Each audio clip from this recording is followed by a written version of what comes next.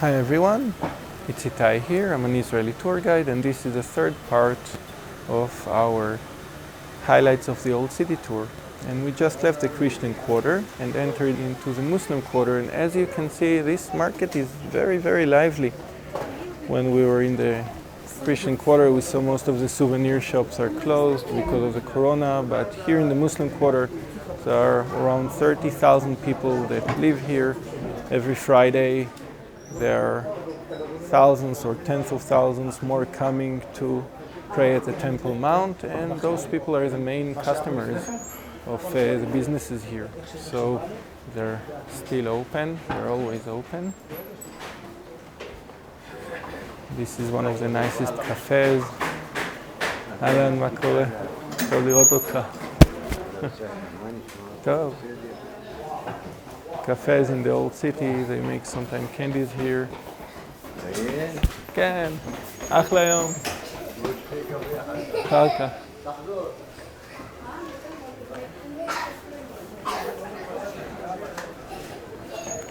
This is one of the nicest halva places in the old city.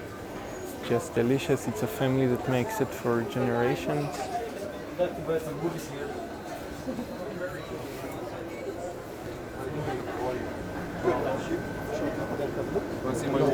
No, we're good, thank Also you. the price is out of business. Welcome.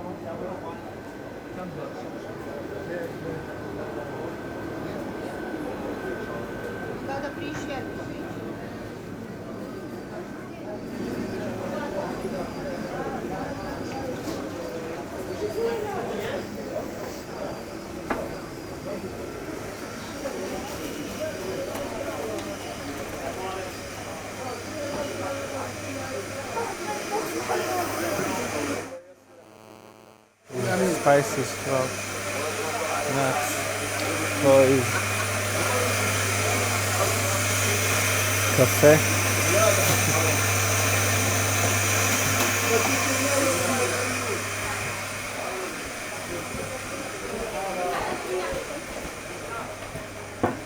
So I'll make another video about the entire Via Dolorosa from beginning to end, but as we're crossing near it, we will also stop near the 8th station of the Via Dolorosa, which is just here. Not much is marking it, it's basically a sign and a hole in the wall. And this is where, according to the Catholic tradition, Jesus sees the women of Jerusalem crying for him, and he tells them, "Don't cry for me, cry for yourselves." Again, giving the prediction of the destruction of Jerusalem, that not one rock will be on top of the other. And this, of course, eventually happened in the year 70. Right up there is another important landmark, Lina Hummus place, which is one of the best in the country.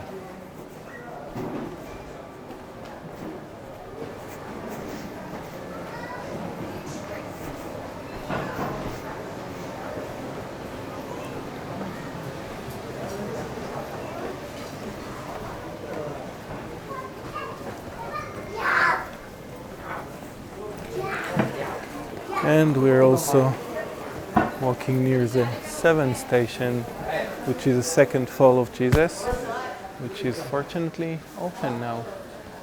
So we can see it from the inside.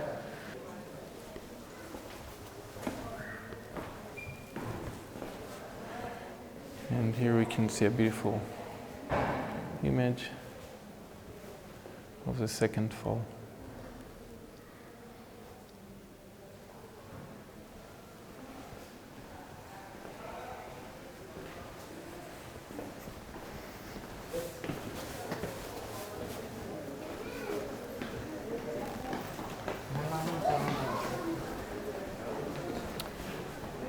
So here we are leaving the Via Dolorosa, which continues down there, and we will go through a path that is way more colorful and head towards Damascus Gate.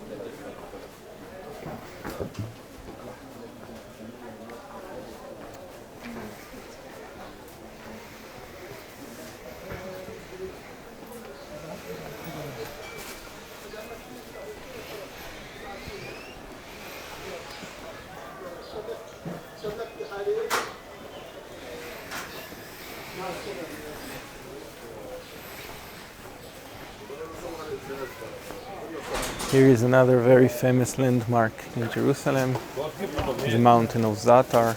It's a very famous spice shop, and every day they make sure that this mountain of Zatar will be perfect with the dome of the rock on top of it. Another interesting thing, just below you can see cheese, Bedouin cheese that is being dried up to be like a rock, and it can hold for a very long time, and whenever you want to use it you water it or mix it with some olive oil and then you can eat it fresh.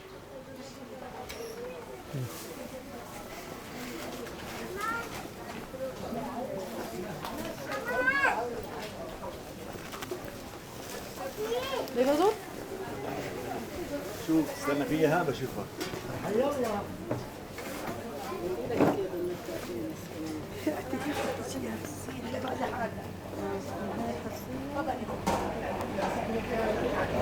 Shawarma on the right.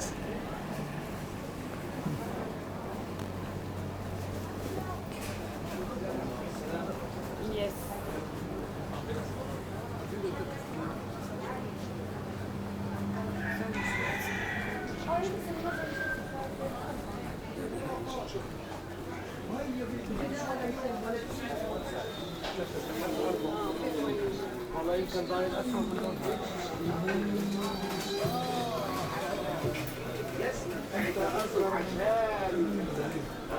خذ متعين يما خذ سريات بلوتوث خذ شاحن تعالي خذي لك شاحن. This is another very famous sweet shop of the old city, making very good Shaar Shchem, ala kefak. Making very good knafe, some of the best knafe you can find. It's coming either like this or like this, or with malabe cookies, and this is really, for foodies, it's a must visit. אחלה יום, תודה. אהלן.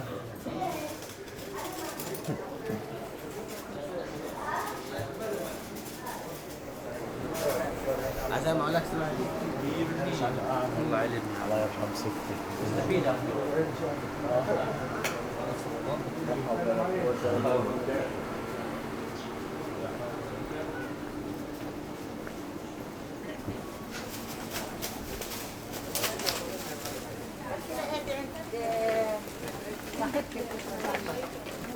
عايزة لأنه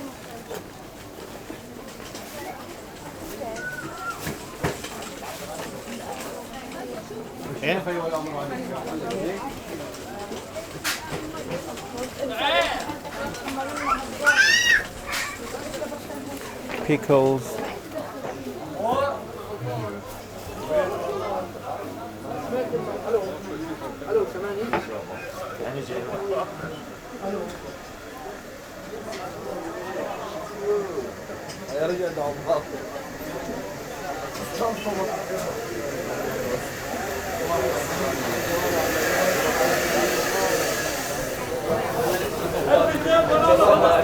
And this is one of my favorite falafel places, right there on the right. I don't know how many hundreds of people they feed every day. Many, and they do it all manually. Today in many of the modern places they have machines that are throwing the mash or the falafel into the hot oil. They still do every bowl by hand, which is amazing. We don't see it as much anymore. And this is a market of Damascus Gate, which is right up there. I'll cover it in another tour. One of the more lively places in the old city. And this is where the two main roads meet. And we're now turning to the right and we're taking the other main road, which is called the Valley, El Wad, Haggai. These two roads are based on the structure of the corridor that Hadrian initially built here 1,900 years ago. And in those days, there was a huge pillar in the square that was near Damascus Gate. And until today in Arabic, Damascus Gate is called Bab El Amud, which means the gate of the pillar. So sometimes you find these names that went down for centuries and centuries and are keeping the memory of buildings that are long gone.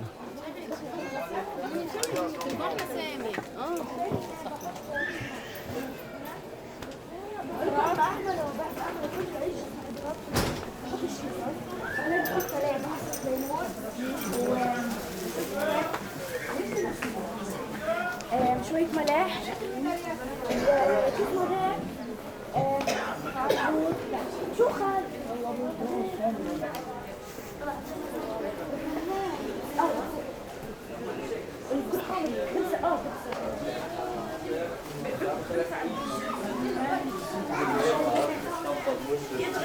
تشبيط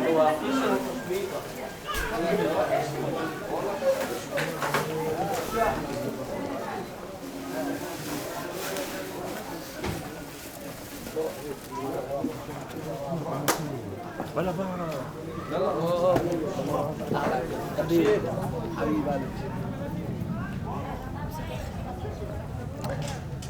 On the left you can see this high wall, and above it there is this tall building right there. This is the Austrian hospice. As in the mid-19th century it was possible to build new structures in the old city, the Austrians were among the first to do it. And it's active until today as a pilgrim house, hotel. They have a nice cafe in which you can have an apple strudel made for you by German volunteers, youngsters that are coming over for a few months of volunteering. And there are some nuns that are also running the place.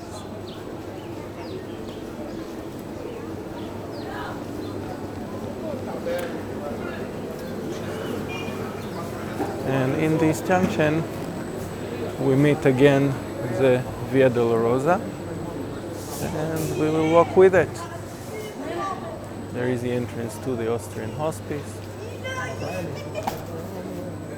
And you can see there again a place where some of the older rocks from the old corridor were taken out up to the surface, and now it's a guard post.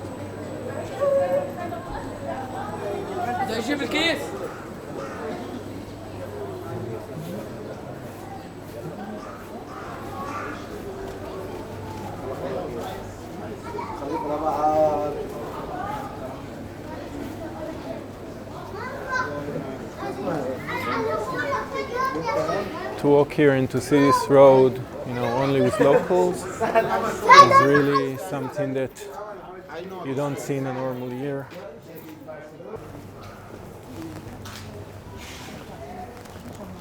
And what we see on the right is interesting. You can see a sign saying the Armenian Catholic Patriarchate. So you find some communities like Greek Catholic, Armenian Catholic. So Armenians, Greeks are usually Orthodox. So how come? With time some communities formed also a Catholic community within the community. With the Greeks, the story was that the local Greek communities, some of them felt discriminated, that they cannot, for example, pray in their local language, or that their priests don't get to the higher ranks of the church. And some of them went to the Vatican and asked to create a Catholic community and keep their traditions. And the Vatican agreed, as long as they are loyal to the Pope. And that's how you have some of these communities formed. In front of us we can see an arch that is very famous. It is known as the Ecce Homo arch. Ecce Homo, this is the man. Nearby is the first station of the Via Dolorosa, and it is believed that here Pontius Pilate offered to the people of Jerusalem Jesus and Barabbas and told them one of them shall be released. The people of Jerusalem choose Barabbas, and then Pontius Pilate, washing his hands, saying this is not on me, points on Jesus and says, Ecce Homo, this is the man, this is the one to be condemned to die. And this arch commemorates it. For a long time it was believed that this arch actually stood here when it happened. Today we know this is not the case, and it was built in the late Roman period by Hadrian, so 100 years later, after the crucifixion. Right there we can see the first station of the cross and the second station right here. And we're going to enter into a complex that actually commemorates them, because here on the right today there is a boys' school. So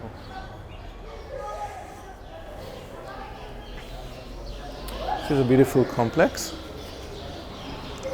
which marks the beginning of the Via Dolorosa, so of course it's Catholic. And the chapel that starts it all is right there in front of us, and you can see again how different ideas came into the structure of the building itself. The architect who designed it, Antonio Berluzzi, was a home architect of the Catholic Church in the Holy Land for a long time, and he designed many of the modern churches. So if you look at the doors, you will see over it the crown of thorns. Underneath it, that idea of pillows, which was a Roman decoration in those days. Over it, in the middle of the roof of the triangle, you will see a statue of the angel Gabriel, and on the sides 10 medallions showing those hints. If you look from the left to the right, and you will notice there is a shell over each one of the medallions. The shell is an idea of something that is holy, and you find it in antiquity sites all over the country. And also, for example, in the Santiago de Compostela in France and Spain, when people walk it as a pilgrimage when Jerusalem wasn't available, they walk with a shell on their chest. So let's look from the left to the right. The first one is the whip with which Jesus is tortured.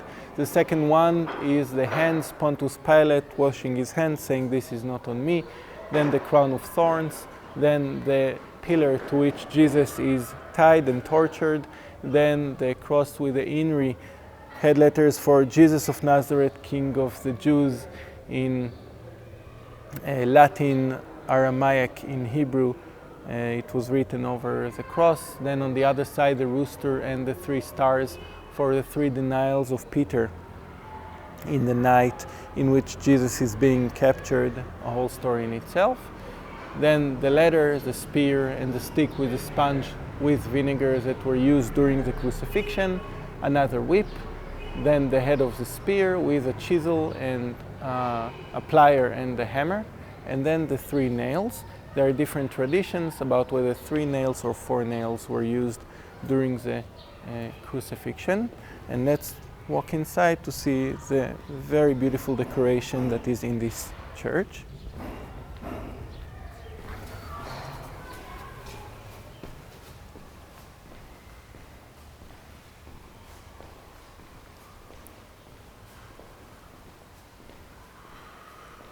So if you look up, you will see the beautiful mosaic showing the crown of thorns with beautiful branches coming up of it with flowers and blood dripping from the bottom of it.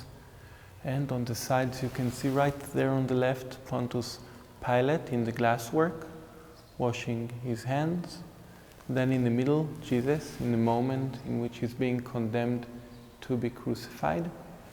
And then on the right, you can see Barabbas that is being released, right? Pontius Pilate is offering to the people of Jerusalem either Jesus or Barabbas to be released, and Barabbas is chosen by the people of Jerusalem to be released, so you can see that he is smiling. Tradition is that later on Barabbas became a very devoted Christian himself.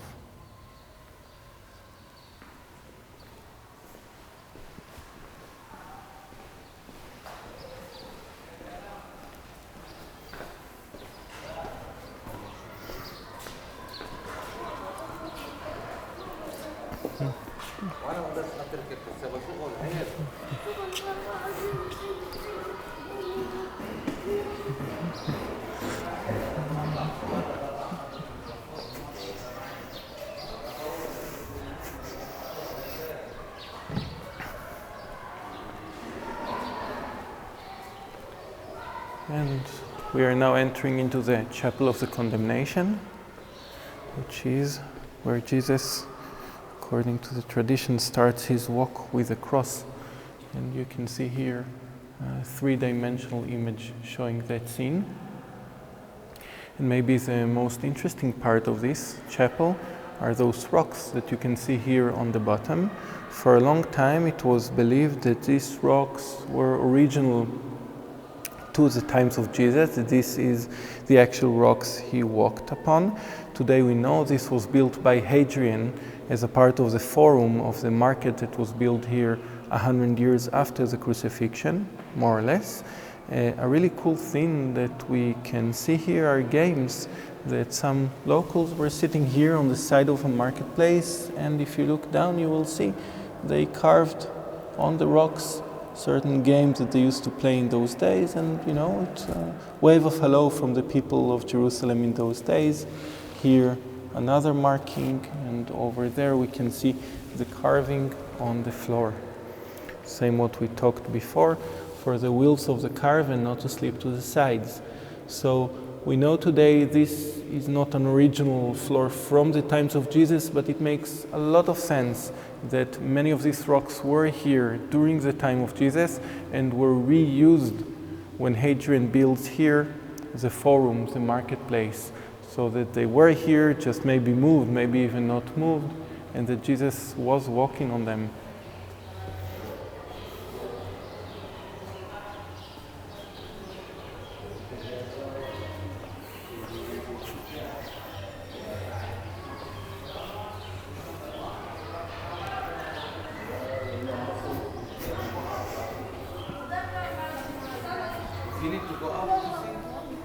This will be the end of the third part of our tour. I will meet you again at part 4. It's private.